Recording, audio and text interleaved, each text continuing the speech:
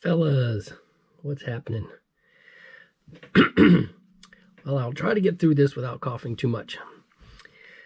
So, let me start the story with the month of March. OMG. Started at the beginning. My son and his girl are expecting their second baby. Their first one is the grandchild I watch all the time. She went for a regular doctor's appointment on a Friday, dropped him off. They got to the appointment and the baby's heart rate was out of sight. They ambulanced her up to Tacoma, to Children's, and she spent the next 2 days of them trying to get the baby stabilized. And they finally did. Monday morning they came home and they picked up their little one, and I had started coughing. I said, "You're getting rid of him just in time because I'm coughing like crazy." Tested myself for COVID and I was negative. Thank goodness. And then the next morning I wake up and I'm running a fever, 101. So I tested again. This time I tested positive. 2 days later, my wife tests positive.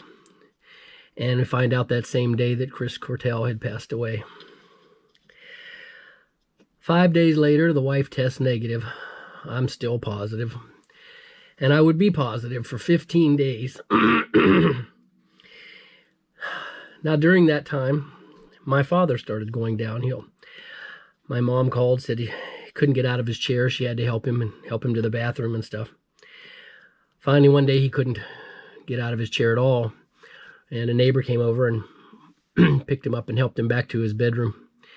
And over the next 2 days, he went down even further to where he couldn't move. He could hardly talk.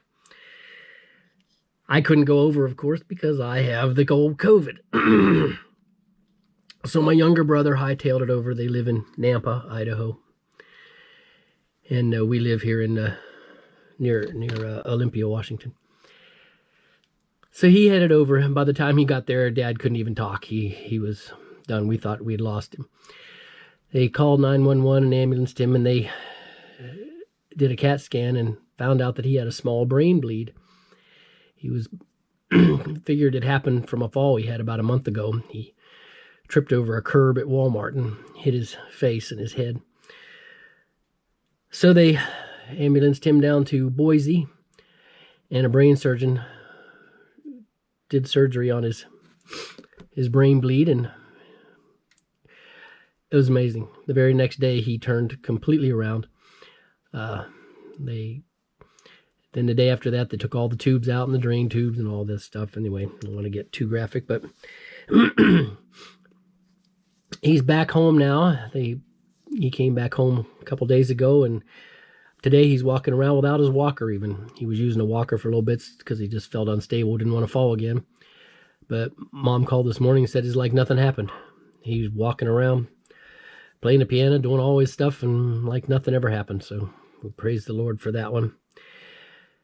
And finally, after 15 days, I tested negative. But I still got a nasty cough.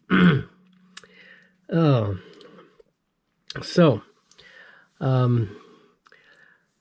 want to shout out a big thank you to my buddy Kenny May. He was so worried about me and my cough, he even sent me a nebulizer with albuterol to help me with my cough, and I was using it every day. And I thank you so much, Kenny. What a great friend you are. Anyway, a couple of things before we go, before I start coughing my head off. I printed a little ship from Aliens, her little escape ship. Turned out pretty good. I printed a couple of wands from Harry Potter.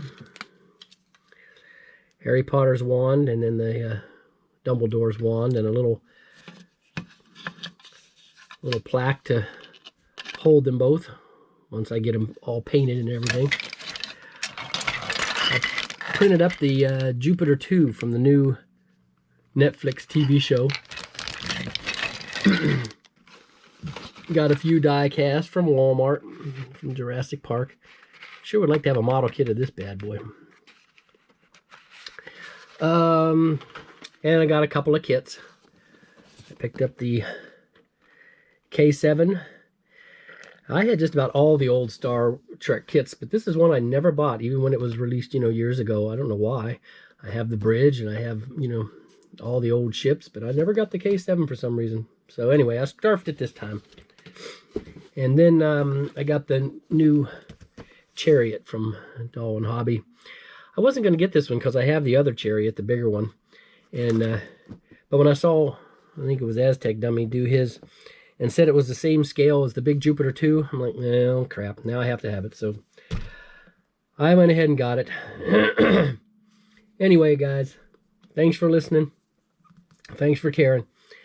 I'll be back in a little bit with a couple of entry videos for Chris Cortell and the egg plane. So until then, God bless y'all and make it so.